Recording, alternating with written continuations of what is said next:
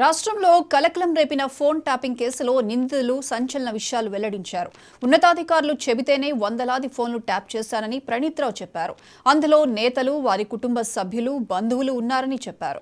BRS కీలక నేత కొన్ని నెంబర్లు ట్యాప్ చేయమన్నారని భుజంగరావు వెల్లడించారు. మెయిన్ ట్యాపింగ్ డివైస్ ను ధ్వంసం చేశామని, కంప్యూటర్ల హార్డ్ డిస్క్లను విరిచి మూసీ నదిలో పడేశామని, కొన్ని పత్రాలు కాల్చేశామని చెప్పారు నిందితులు.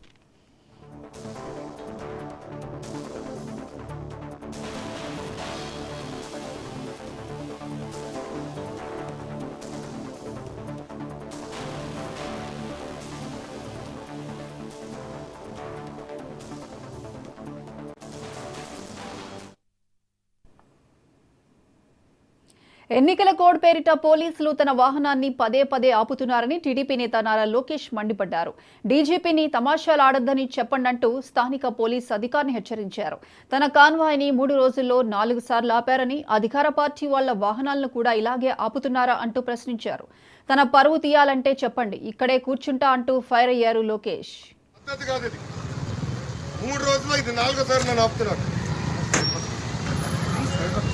పరువు తీయాలనుకుంటే చెప్పండి, ఇక్కడనే కూర్చోండి. తమాషలు ఆడొద్దని చెప్పండి, డీజీని తమాషలు ఆడొద్దని చెప్పండి. ఏంటి సార్ ఇది? పొద్దున ఆపుతారు, మధ్య ఆపుతారు.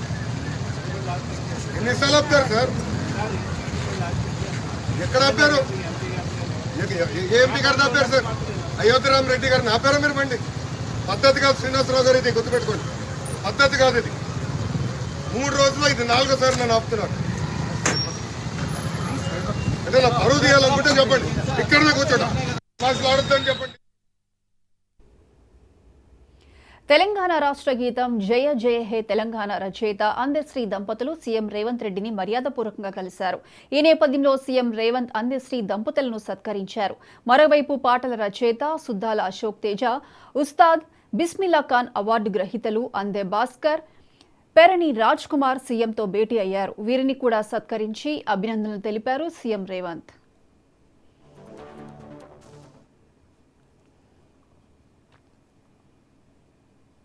బీఆర్ఎస్ మాజీ ఎంపీ గ్రీన్ ఇండియా ఛాలెంజ్ సృష్టికర్త జోగినిపల్లి సంతోష్ కుమార్ చిక్కుల్లో పడ్డారు. హైదరాబాద్ పోలీసులు ఆయనపై కేసు నమోదు చేశారు. బంజారాహిల్స్ రోడ్ నెంబర్ 14లో సంతోష్ కుమార్ కబ్జాకు పాల్పడుతున్నాడన్న ఫిర్యాదు మేరకు కేసు నమోదైంది.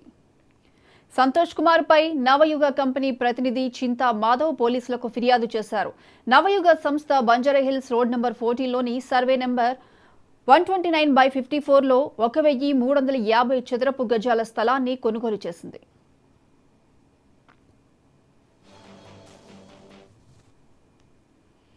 అయితే నకిలీ పత్రాలు సృష్టించి ఆ భూమిని కబ్జా చేసేందుకు ప్రయత్నాలు చేస్తున్నారంటూ జోగినిపల్లి సంతోష్ కుమార్, లింగారెడ్డి శ్రీధర్లపై నవయుగ సంస్థ పోలీసులను ఆశ్రయించింది.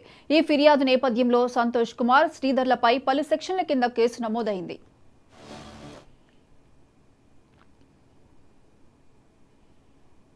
భారత్ జోడో యాత్రతో బీజేపీలో వణుకు పుట్టిందని అన్నారు APCC working president Shunkara Padmasri. అధికార దాహంతోనే బీజేపీ, టీడీపీ, జనసేన కూటమిగా ఏర్పడిందన్నారు. కూటమి కోసం పవన్ కళ్యాణ్ బ్రోకరిజం చేశాడంటూ ఘాటుగా ఆరోపించారు. బీజేపీకి జగన్ దత్తపుత్రుడైతే చంద్రబాబుకు పవన్ దత్తపుత్రుడని విమర్శించారు. కాంగ్రెస్ వస్తేనే ఏపీకి ప్రత్యేక హోదా సాధ్యమన్నారు. ఏలూరులో జిల్లా కాంగ్రెస్ పార్టీ సమావేశంలో ఈ వ్యాఖ్యలు చేశారు శుంకర పద్మశ్రీ.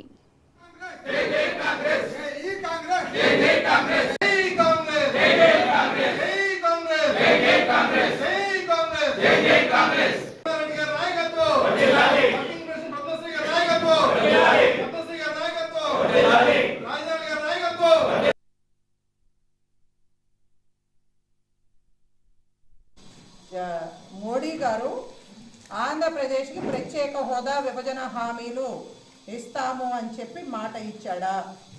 పోలవరాన్ని పూర్తి చేస్తాను అని చెప్పి హామీ ఇచ్చాడా? 32 మంది ప్రాణ త్యాగాలతో ఏర్పాటు చేసుకున్నటువంటి వైజాగ్ స్టీల్ ప్లాంట్ని కార్పొరేట్ శక్తులకి అమ్మేస్తూ ఈ రోజున దాన్ని అమ్మకుండా నిలబెడతాను అని చెప్పి మోడీ గారు మాట ఇచ్చారా? వెనకబడిన ప్రాంతాలకి నిధులు కేటాయిస్తాను అని చెప్పి మాట ఇవ్వటం జరిగిందా? అమరావతి రాజధాని స్వయంగా ప్రధానమంత్రి హోదాలో శంకుస్థాపన చేసి ఆ రోజున మట్టి నీళ్లు తీసుకువచ్చి 5 కోట్ల ఆంధ్రుల నోట్లో మట్టి కొట్టి వెళ్ళినటువంటి ప్రధానమంత్రి దాన్ని అభివృద్ధి చేయకుండా 143 కేంద్ర ప్రభుత్వ సంస్థలకి కనీసం శంకుస్థాపన చేయకుండా వాటిని నిర్మాణం చేయకుండా ఈ రోజు వరకు కూడా ఆంధ్ర రాష్ట్రానికి ద్రోహం చేసి 1600 రోజులుగా అమరావతి రాజధాని కోసం భూములు త్యాగం చేసినటువంటి రైతులు నిద్రాహారాలు మాని ప్రాణాలు కోల్పోతూ ఉద్యమం చేస్తూ ఉంటే ఒక్క మాట కూడా మాట్లాడకుండా ఈ రోజున అన్యాయం చేస్తున్నటువంటి మోడీకి మీరు ఏ విధంగా మద్దతు ఇస్తూ ఉన్నారు అని చెప్పి చంద్రబాబు నాయుడిని పవన్ కళ్యాణ్ని ప్రశ్నిస్తూ ఉన్నాం. మరీ ముఖ్యంగా పవన్ కళ్యాణ్ గారు మాట్లాడుతూ ఉన్నారు, చాలా కష్టపడి మధ్యవర్తిత్వం వహించాడంట, కాళ్ళు పట్టుకున్నాడంట ఈ కూటమిని ఏర్పాటు చేయడం కోసం. అంటే నువ్వు బ్రోకర్లా వ్యవహరిస్తూ ఉన్నావా పవన్ కళ్యాణ్? ఆంధ్ర రాష్ట్రానికి ప్రత్యేక హోదా విభజన హామీలు అమలు చేయడానికి నువ్వు మోడీ కాళ్ళు పట్టుకుని ఉంటే, పోలవరాన్ని పూర్తి చేయించడానికి నువ్వు మోడీని బ్రతిమాలి ఉంటే, వైజాగ్ స్టీల్ ప్లాంట్ని అమ్మకుండా ప్రాధేయపడి ఉంటే, అమరావతి రాజధాని నిర్మాణం చేయటానికి నువ్వు చేతులు జోడించి అతన్ని నిర్మాణం చేసే విధంగా చర్యలు చేపట్టి ఉంటే, కొత్తగా పరిశ్రమలు ఆంధ్రప్రదేశ్కు తీసుకొచ్చి మరి మన యువతకు ఉద్యోగ అవకాశాలు కల్పించే విధంగా నువ్వు గనక మోడీతో మరి మధ్యవర్తిత్వం వహించుంటే నిన్ను నెత్తిన పెట్టుకునేవాళ్ళం, అందరూ కూడా గౌరవించి ఉండేవాళ్ళు. సిగ్గు లేకుండా ఈ రోజున జైల్లో ఉన్నటువంటి చంద్రబాబు నాయుడిని లొంగదీసుకుని భయపెట్టి కేసులకి పొత్తు పెట్టుకుని కేవలం అధికారంలోకి రావాలి అన్న కాంక్షతో మాత్రమే భారతీయ జనతా పార్టీ, చంద్రబాబు నాయుడు, పవన్ కళ్యాణ్ ఉర్రూతలాగుతూ ఉన్నారు అన్న విషయం ఈ రాష్ట్ర ప్రజలకు అర్థమైపోయింది. చంద్రబాబు నాయుడికి దత్తపుత్రుడు పవన్ కళ్యాణ్ అయితే మోడీకి దత్తపుత్రుడు జగన్మోహన్ రెడ్డి అని చెప్పి ఎప్పుడో నిర్మలా సీతారామన్ గారు చెప్పారు. అంటే చంద్రబాబు నాయుడు, జగన్మోహన్ రెడ్డి, పవన్ కళ్యాణ్ ఎవ్వరికి ఓటు వేసినా సరే అది భారతీయ జనతా పార్టీకి ఓటు వేసినట్టే. ఈ రోజున భారతీయ జనతా పార్టీ నరేంద్ర మోడీ, అమిత్ షా నేతృత్వంలో ప్రతిపక్షాలపైన దాడులు చేస్తూ వ్యవస్థల్ని అడ్డం పెట్టుకుని ఈడీని, ఇన్కమ్ ట్యాక్స్ని, సిబిఐని ఉపయోగించుకొని భయపెట్టినంత మాత్రాన మేము భయపడట్లేదు. మంచి మనసున్న వ్యక్తి, కష్టాల్లో ఉన్న వారికి తానున్నానంటూ సహాయపడే బొలిశెట్టి శ్రీనివాస్ను తాడేపల్లిగూడెం నియోజకవర్గ ఎమ్మెల్యేగా గెలిపించాలని సినీ నటుడు సుమన్ పిలుపునిచ్చారు. పశ్చిమ గోదావరి జిల్లా తాడేపల్లిగూడెంలో జనసేన పార్టీ ఎమ్మెల్యే అభ్యర్థి బొలిశెట్టి శ్రీనివాస్ను సుమన్ కలిశారు. ప్రస్తుతానికి ఏపీ రాజకీయాలకు తాను దూరంగా ఉన్నానని, మంచి వ్యక్తులను ఎన్నుకోవడానికి పార్టీలకు అతీతంగా ప్రజలు పనిచేయాలన్నారు. తనకు బొలిశెట్టి శ్రీనివాస్ 10 ఏళ్ల నుండి మిత్రుడని, అధికారంలో లేకపోయినా తన సొంత డబ్బుతో ప్రజాసేవ చేస్తున్న బొలిశెట్టి శ్రీనివాస్ను సుమన్ అభినందించారు.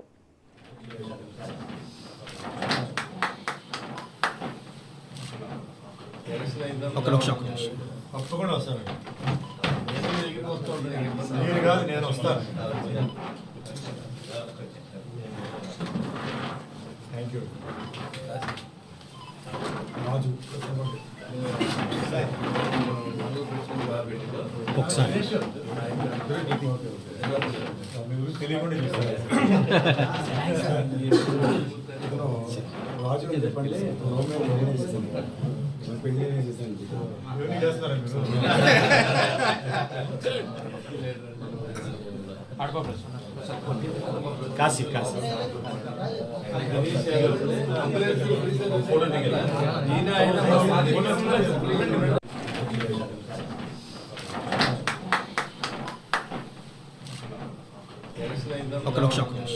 తప్పకుండా వస్తాను. మీరు కాదు, నేను వస్తాను. Thank you. రాజు ఒకసారి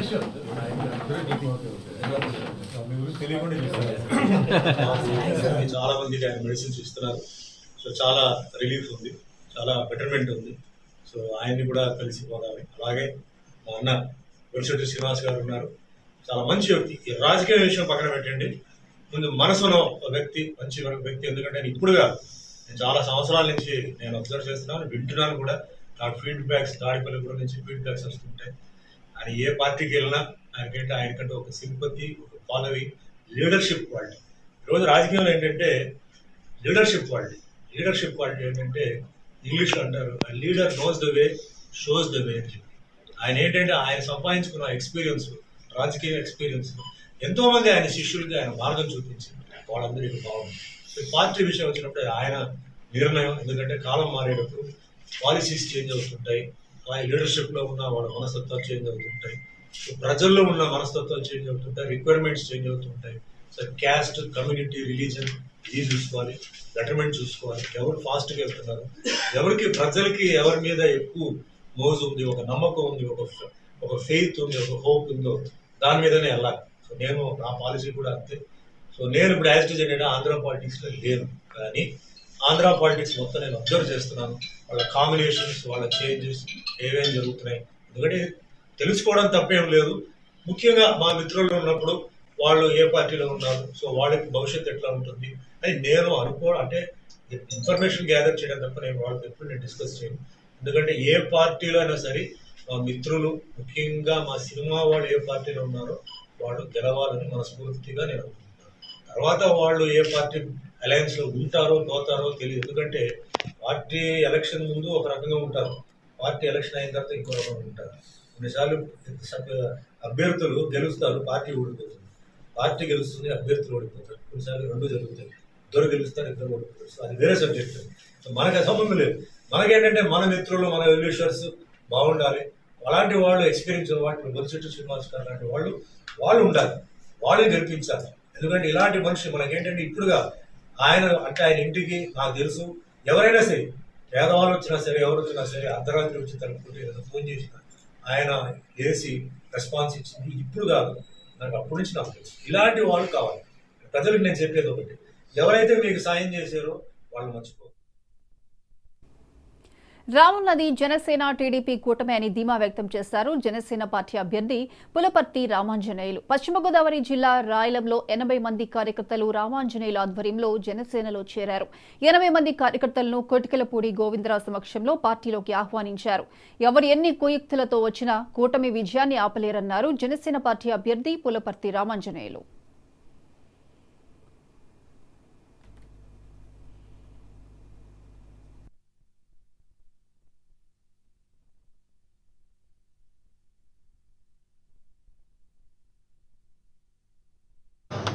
అది వీర మహిళలు మీరందరూ కూడా అతి సామాన్య ప్రజలకు తెలియజేయండి అమ్మా. గతంలో కూడా అది క్రాస్ ఓటు పడి మనకి ఇబ్బంది జరిగింది. అంచేత మీరు ప్రతి ఒక్కరికి కూడా బూతులు గారు చెప్పి ఓట్లు వేయించి, ఓటు ఎవరు వేశారు, ఓటు ఎవరు వేయలేదు అనేది లిస్టులు చూసుకుని ఓటు వేయని వారిని కూడబెట్టి తీసుకొచ్చి ఓట్లు వేయించినట్లయితే మనం అత్యధిక మెజారిటీతో గెలవడం ఖాయం. ఎలా గెలుస్తున్నాము ఇప్పుడే చెప్పేస్తున్నా మీకు. గతంలో నాకు 54,000 ఓట్లు వచ్చినాయి, జనసేనకి 65,000 ఓట్లు వచ్చినాయి, వైఎస్ఆర్సీపీకి 70 ఓట్లు వచ్చినాయి, 70,000 ఓట్లు వచ్చినాయి. ఇప్పుడు జనసేన తెలుగుదేశం కలిస్తే 1,15,000 ఓట్లు వచ్చినాయి. అప్పటికంటే ఇప్పుడు జనసేన పెరిగిపోయింది, అప్పటికంటే ఇప్పుడు తెలుగుదేశం బాగా పెరిగింది, అప్పటికంటే ఇప్పుడు వైఎస్ఆర్ పార్టీకి వ్యతిరేకత పెరిగింది. గెలుపు ఖాయం, దాంట్లో ఏమాత్రం సందేహం లేదు. మీరందరూ కూడా కష్టపడి పనిచేయండి. మనం విజయంతో అసెంబ్లీకి వెళ్దాం. నేను అసెంబ్లీకి వెళ్ళానంటే ప్రజల సమస్యలు చెప్తాను. గత 10 సంవత్సరాల్లో ఒక్కరోజు కూడా నేను అసెంబ్లీ మానలేదు, ఒక్కరోజు కూడా లేటుగా అసెంబ్లీకి వెళ్ళలేదు, ఒక్కరోజు కూడా మధ్యలోంచి లేచి రాలేదు. ప్రజల సమస్యలు విన్నాను. 18 సార్లు ప్రజల సమస్యల గురించి అసెంబ్లీలో మాట్లాడిన భీమవరం నియోజకవర్గ ఏకైక ఎమ్మెల్యే ఎవరంటే నేను ఒక్కనే. ఎన్టీఆర్ జిల్లా గొల్లపూడిలో బొమ్మసాని సుబ్బారావుని మైలవరం టీడీపీ అభ్యర్థి వసంతకృష్ణ ప్రసాద్ మర్యాదపూర్వకంగా కలిశారు. గొల్లపూడి మండలంలోని బీసీ, మైనార్టీ, ఇతర టీడీపీ నాయకులను, కార్యకర్తలను పరిచయం చేశారు బొమ్మసాని సుబ్బారావు. 500 మంది టీడీపీ కార్యకర్తలు బొమ్మసాని నివాసానికి చేరుకొని వసంతకృష్ణ ప్రసాద్ కు ఘన స్వాగతం పలికారు. 1,00,000 మంది భోజనం చేసి ఉంటారండి ఏడాదిలో.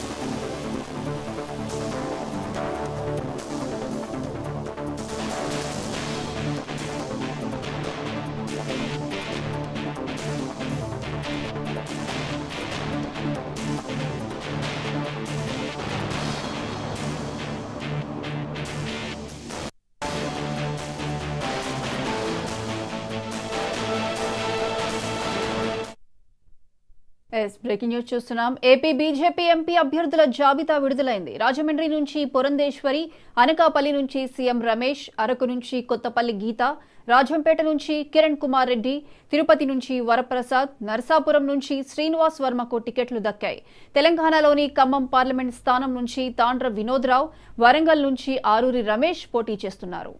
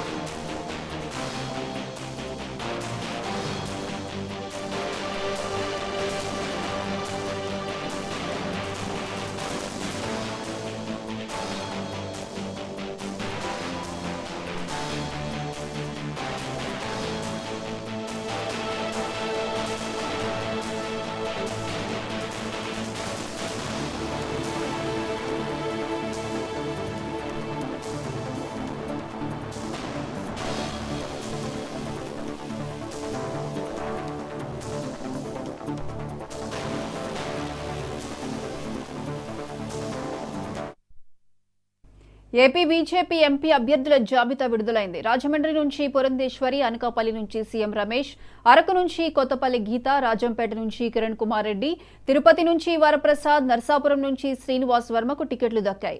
తెలంగాణలోని ఖమ్మం పార్లమెంట్ స్థానం నుంచి తాండ్ర వినోద్ రావు, వరంగల్ నుంచి ఆరూరి రమేష్ పోటీ చేయనున్నారు.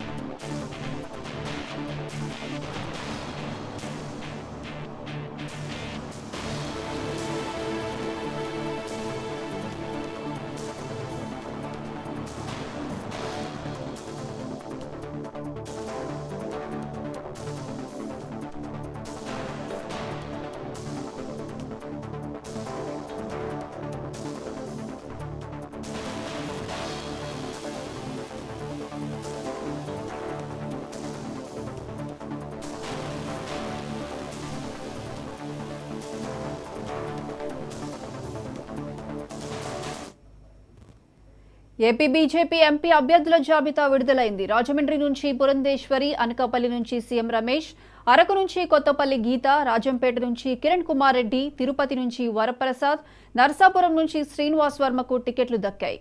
తెలంగాణలోని ఖమ్మం పార్లమెంట్ స్థానం నుంచి తాండ్ర వినోద్ రావు, వరంగల్ నుంచి ఆరూరి రమేష్ పోటీ చేయనున్నారు.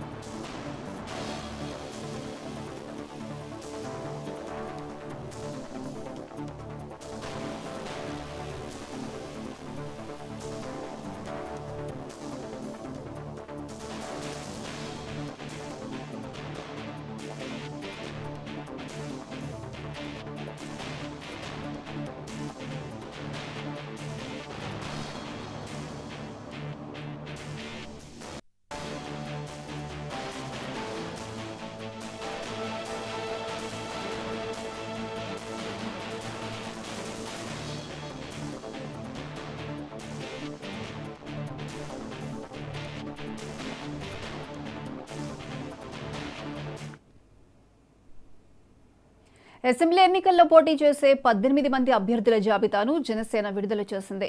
పిఠాపురం నుంచి పవన్ కళ్యాణ్ బరిలో ఉంటారని అధికారికంగా ప్రకటించింది.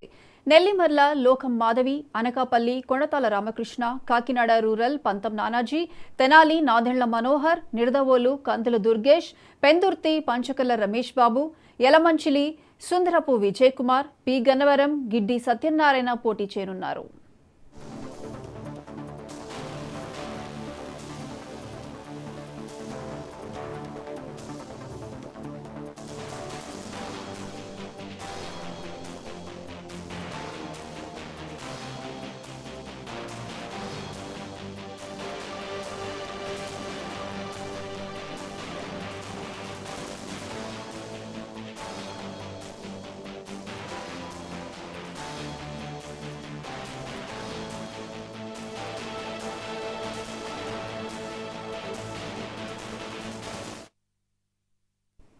అసెంబ్లీ ఎన్నికల్లో పోటీ చేసే 18 మంది అభ్యర్థుల జాబితాను జనసేన విడుదల చేసింది.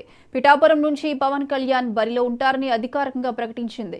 నెల్లిమర్ల లోకం మాధవి, అనకాపల్లి కొణతాల రామకృష్ణ, కాకినాడ రూరల్ పంతం నానాజీ, తెనాలి నాదెండ్ల మనోహర్, నిడదవోలు కందుల దుర్గేష్, పెందుర్తి పంచకర్ల రమేష్ బాబు, యలమంచిలి సుందరపు విజయ్ కుమార్, పి గన్నవరం గిడ్డి సత్యనారాయణ పోటీ చేయనున్నారు.